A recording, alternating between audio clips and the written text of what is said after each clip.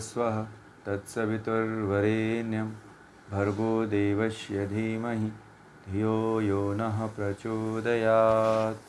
ओम शांति शांति शांति। आप सभी को नमस्ते। स्वागत है आप सभी लोगों का श्रीमद् भगवत गीता सत्र में। आज हम लोग जो है श्रीमद् भगवत गीता के जो है अगले सत्र का प्रारंभ करेंगे। तो आज हम 60वें श्लोक से प्रारंभ करेंगे। सभी की पुस्तक में होगा 60वां श्लोक, तो वहीं से प्रारंभ करेंगे। यततो हायपि कौन्तेयः पुरुषस्य विपश्चितः इंद्रियाणि प्रमाथीनि हरन्ति प्रसभं मनः।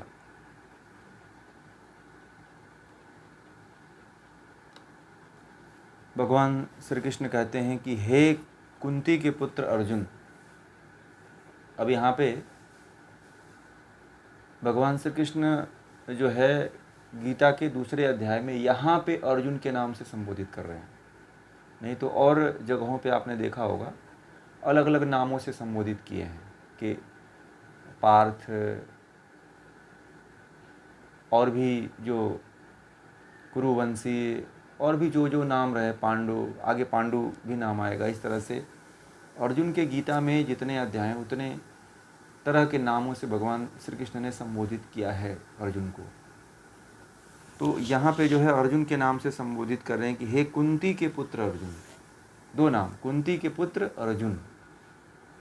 पुरुष चाहे कितना ही यत्न करे, कितना ही विवेकशील हो, ये मत डालने वाली इंद्रियां बलपूर्वक मन को खींच लेती हैं।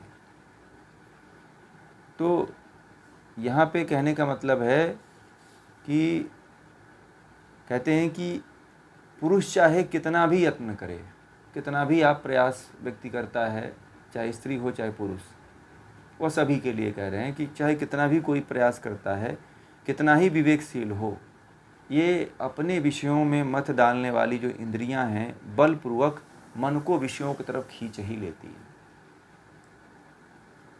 इसमें सजग होने की आवश्यकता होती है। यहाँ पे थोड़ी सी बात समझने वाली बात है, क्योंकि यह हमसे जुड़ा हुआ है और हमारे जीवन में यह हमारे साथ प्रतिपल हर क्षण हो रहा है।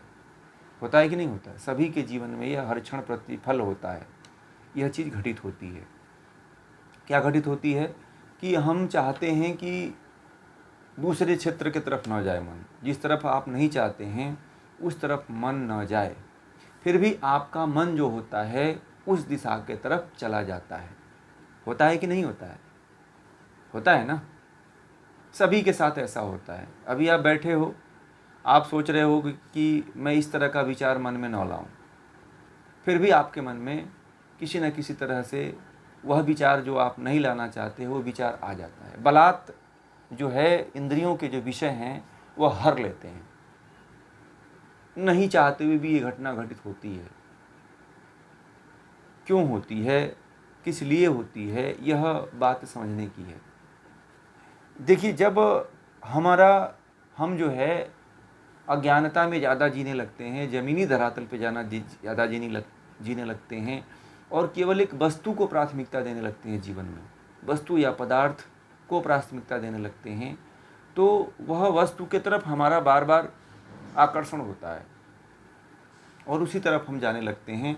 अगर उसके तरफ हम नहीं जा पाते हैं तो उसके तरफ सोचने लगते हैं, विचार करने लगते हैं और उसको पाने की चेष्टा करते हैं, उसको मिलने की चेष्टा करते हैं, उसको छूने की चेष्टा करते हैं, उसे बार बार देखने की चेष्टा करते हैं। उसके प्रति जो है, उस विषय के प्रति जो है बार बार मन के भीतर चिंतन चला करता है और ऐसा चिंतन जो मिटता नहीं है और वही खींचता है। चिंतन से ही वह सारी समस्या प्रारंभ होती है।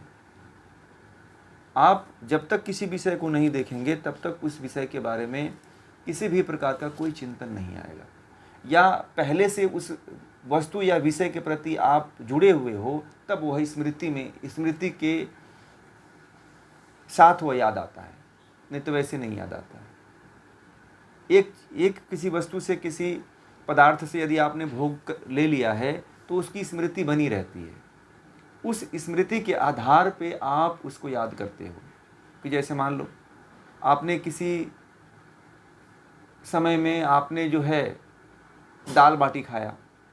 अब आप किसी बड़े शहर में रहते हो और दाल बाटी जैसी व्यवस्था नहीं बन पाती है, तो उसकी याद आती है, उसकी स्मृति बनी रहती है कि हमें दाल बाटी जो है मैंने इस समय खाया था। तो इसमें उसकी स्मृति चित्त पे बनी रहती है।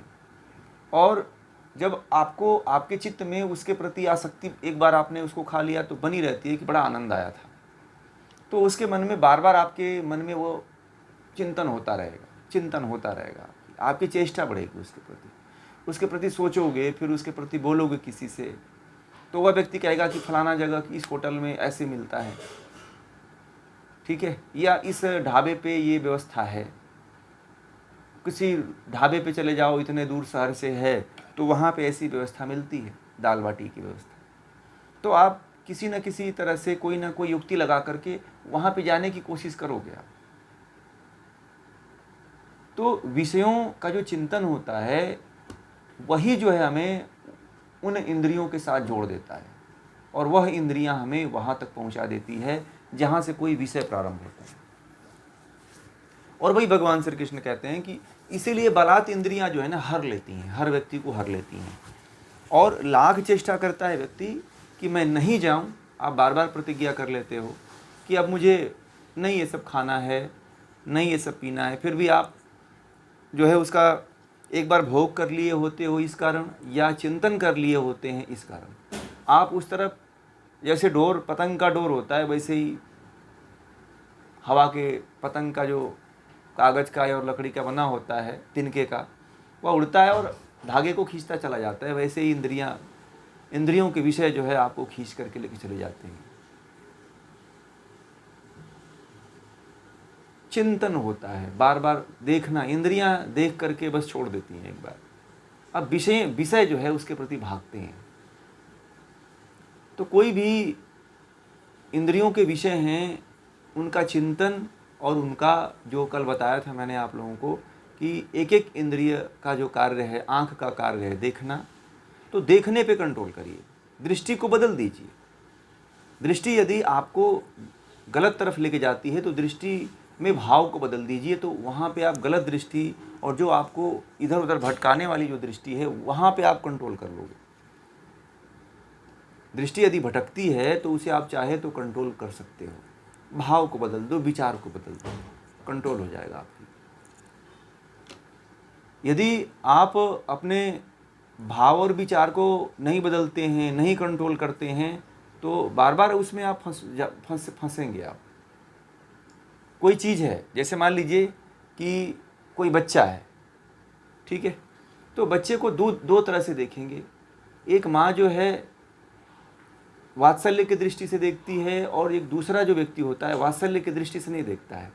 उसकी सुंदरता को देख करके, उसके मासूमियत को देख करके, उसके बालपन को देख करके प्रेम करता है, ठीक है। बच्चे में दो दृष्टि बनती है कि नहीं बनती है? बच्चे में दो दृष्टि बनती है, एक तो वात्सल्यता का बनता है और एक ममता का बनता है, और एक जो है उसके नाजुकपन के उसके जो है अनजान की बालपन की अवस्था को देख करके आकर्षण होता है। व्यक्ति उसको दो दृष्टि से देखता है। किसी भी वस्तु को हर व्यक्ति जो है अलग अलग दृष्टि से देखता है, एक दृष्टि से नहीं देखता है। कई दृष्टियां होती हैं वहाँ पे एक वस्तु को देखने के लिए। जैसे मान लीजिए कि ये पेन है, तो पेन को आप दो दृष्टि से देखोगे आप।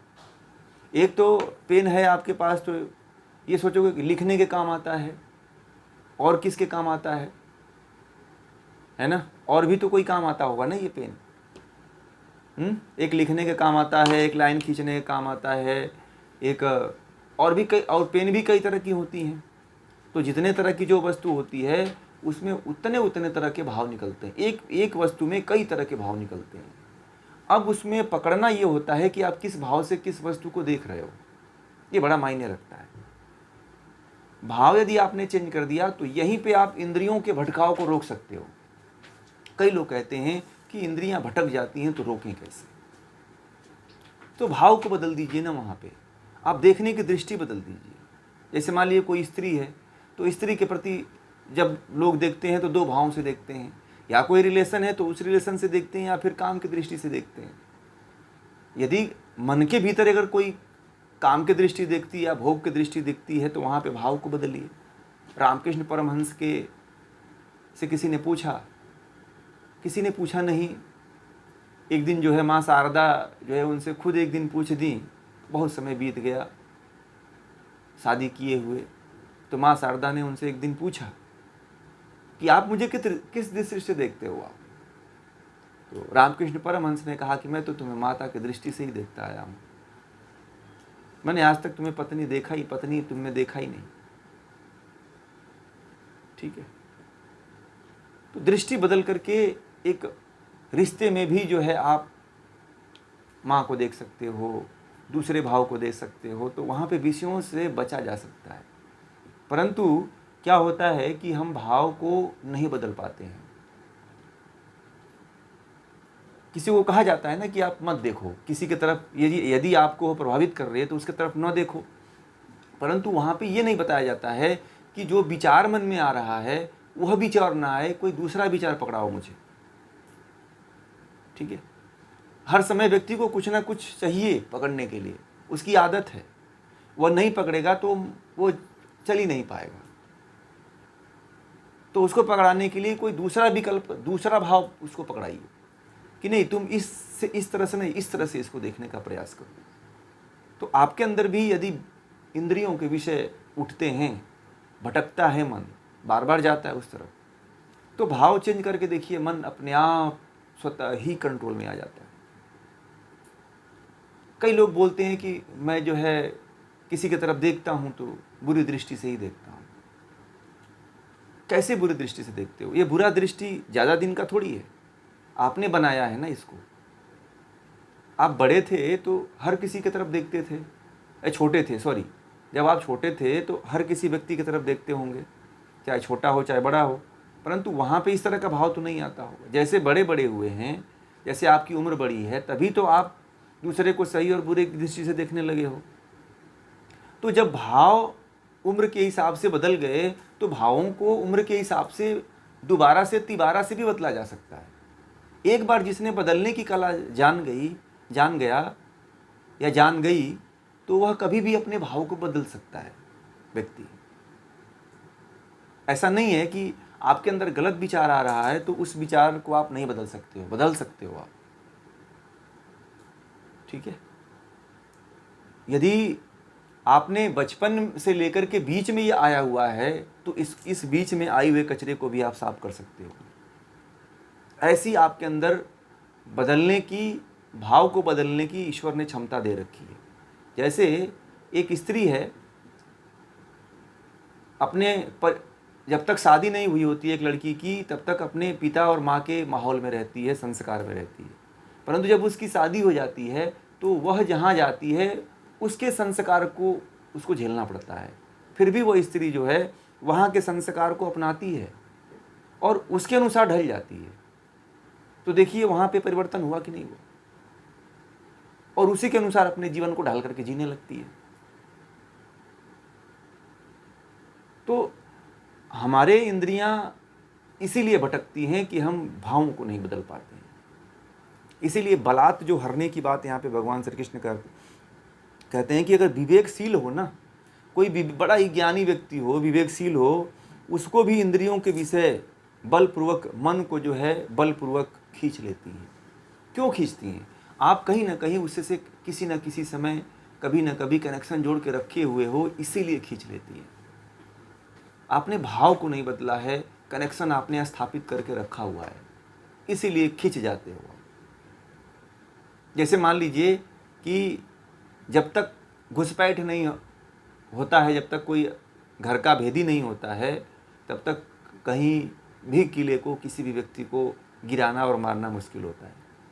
रावण को मारना इतना आसान नहीं था, क्योंकि विभीषण ने जो है सारा भेद रावण का दे दिया था, इसीलिए जो है रावण को मारना आसान हो गया। तो कहीं ना कहीं आपके भी जो मन के वृत्तियां हैं, मन के भाव हैं, मन के विचार हैं, वो कहीं ना कहीं कनेक्शन किए हुए हैं उन विषयों के साथ पहले से। इसलिए आप खींच जाते हो, डोर पकड़ोगे खींचा।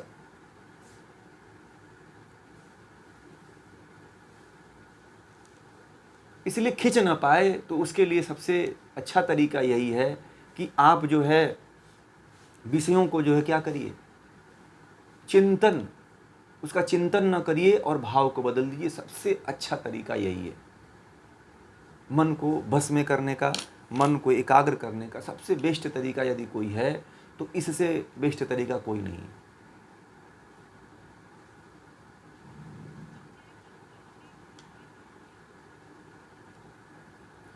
मैं इसका सार यही है कि विषय की तरफ जो है मन जो है इंद्रियों के विषयों की तरफ भटक जाता है, तो उसको कंट्रोल करने के लिए जो है मन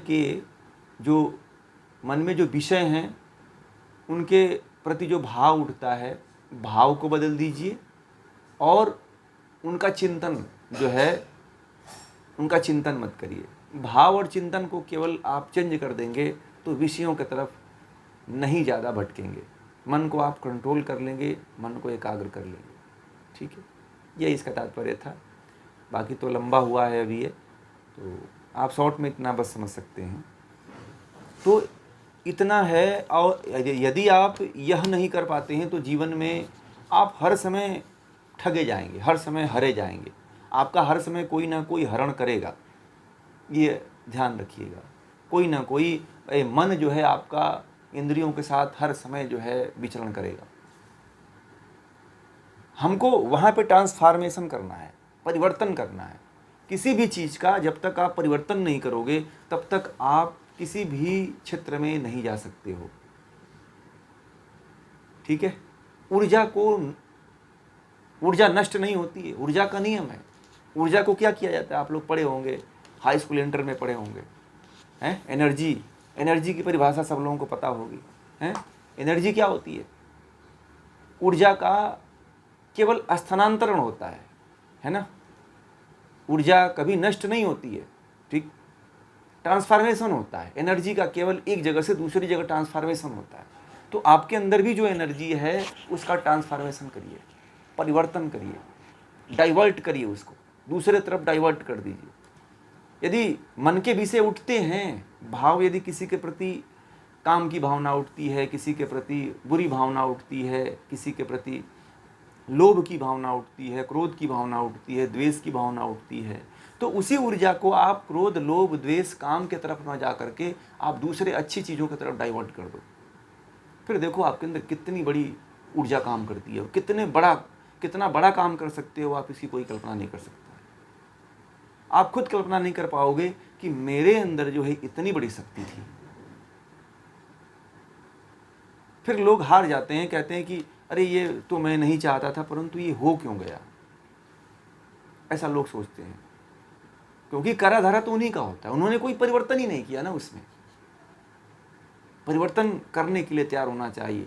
ऊर्जा जो है वो ये चाहती है कि ऊर्जा को यदि आप अच्छी दिशा में बहाओगे तो अच्छी तरफ जाएगी, यदि आप उसे गलत तरफ ले जाओगे तो गलत की तरफ ही वो आपका साथ देगी।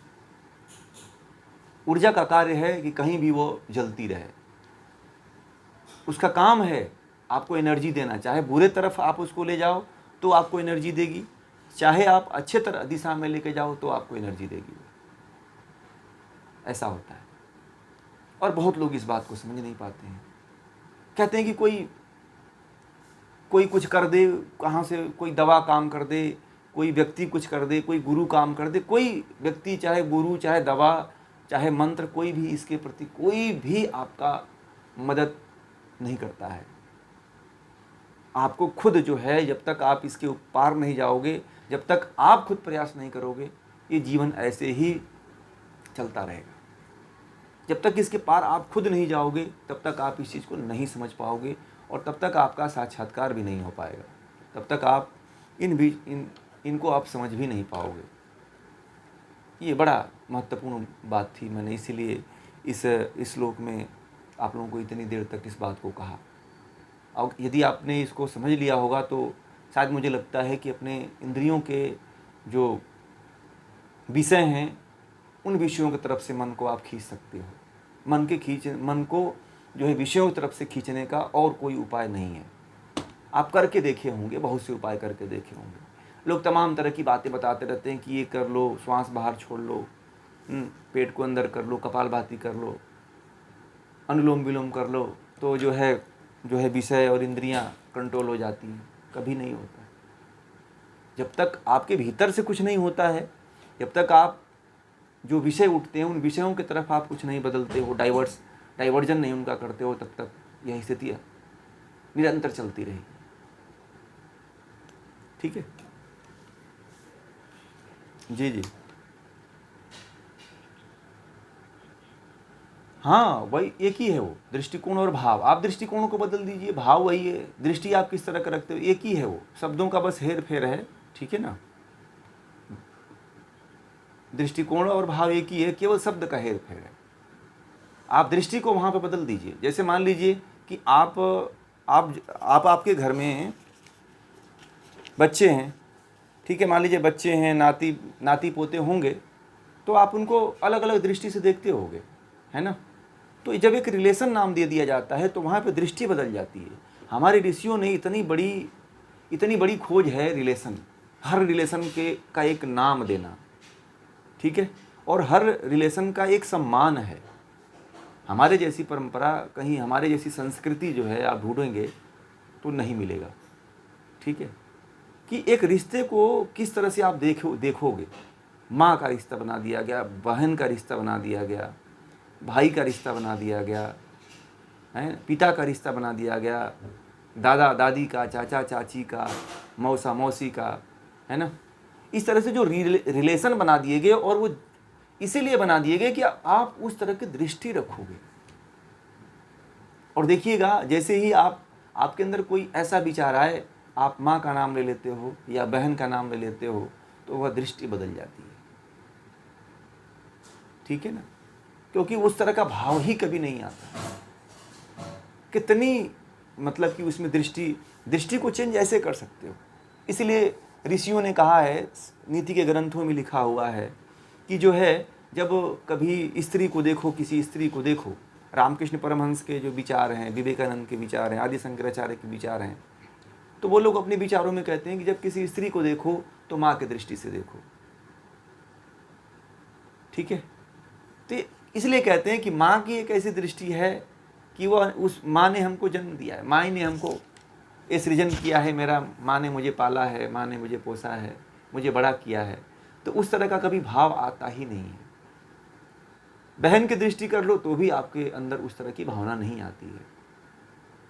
तो दृष्टि को बदल लो आप। यदि आपके अंदर ज़्यादा विषयों से परेशान हो गए हो तो दृष्टि को बदल करके देखो आप। आजकल तो लोग रिश्तों के बारे में सही तरीके से नहीं पता है, ना उनको व्याख्या पता है, ना कोई घर में इस तरह की कुछ बातें करता है। इसीलिए मैंने कहा कि दृष्टिकोण को बदल दो आप, भाव को बदल दो। इसके पीछे यही है। ये बहुत लोग सोचते हैं ना, बहुत एक दिन मेरे पास ये प्रश्न आया था कि हर व्यक्ति को घर में, परिवार में जो है, क्यों रिश्ता बनाया गया, माँ को बहन में, भाई में, ये रिश्ता क्यों लाया गया। रिश्ता इसीलिए लाया गया कि हमारे दृष्टिकोण एक दूसरे के प्रति आदर की रहे, मर्यादा की रहे, सम्मान की रहे। इसलिए रिश्तों का नाम दिया गया। हर एक रिश्ते के प्रति एक हमारा सम्मान है, एक मान है, एक मर्यादा है, एक इज्जत है, और हम उसको उस तरह से जीते भी। भगवान राम ने अब उसी कर्तव्य को तो जिया है, इसलिए तो उनको मर्यादा पुरुषोत्तम राम कहा गया है। उन्होंने एक पिता के प्रति एक पुत्र का क्या कर्तव्य होता है, एक माता के प्रति एक पुत्र का क्या कर्तव्य होता है, एक पति के प्रति एक पत्नी का क्या कर्तव्य होता है, उन्होंने बड़ा बखूबी निभाया है।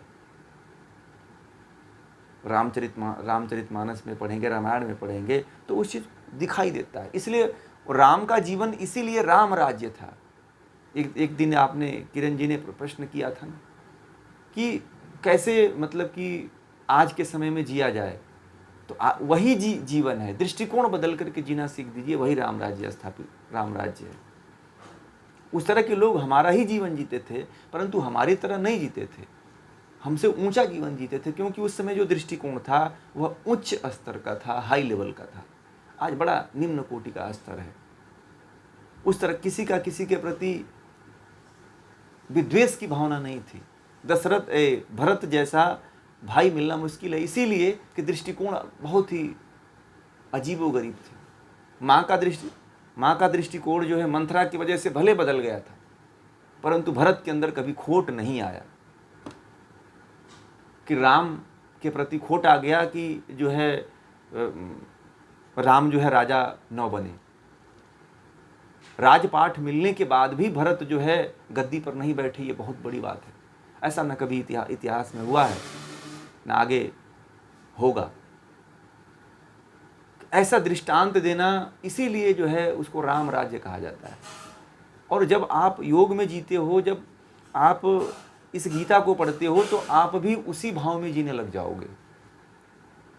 फिर आपके अंदर छल कपट, ईर्ष्या, द्वेष, एक दूसरे के प्रति भाव वो आता ही नहीं है। फिर जब राम के अंदर नहीं था, इसीलिए भरत के अंदर भी वो नष्ट हो गया।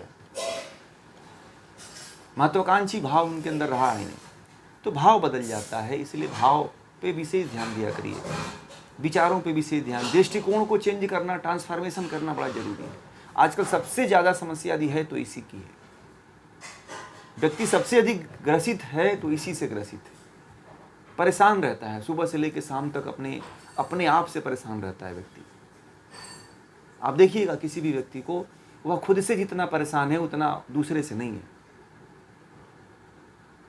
क्योंकि उसे कोई आंतरिक स्तर का पता ही नहीं है, ना ही उसको कोई आंतरिक धरातल की कोई बात करता हो। केवल बाहरी स्तर की सभी लोग, जो मिलता है वह सब बाहर स्तर की बात करता है, कभी भी आंतरिक धरातल की कोई बात नहीं करता है कि आप इस तरह से करो। केवल मात्र गीता ही है जो इस तरह की बात करती है और इस तरह का ज्ञान देती है और इस तरह का आपको सत्य राह दिखाती है, और कोई नहीं है। इसलिए गीता जो है हमारे लिए माता है, पिता है, बंधु है, सखा है, सब कुछ भी है। तो ठीक है, चलिए अब आगे चलते हैं हम लोग।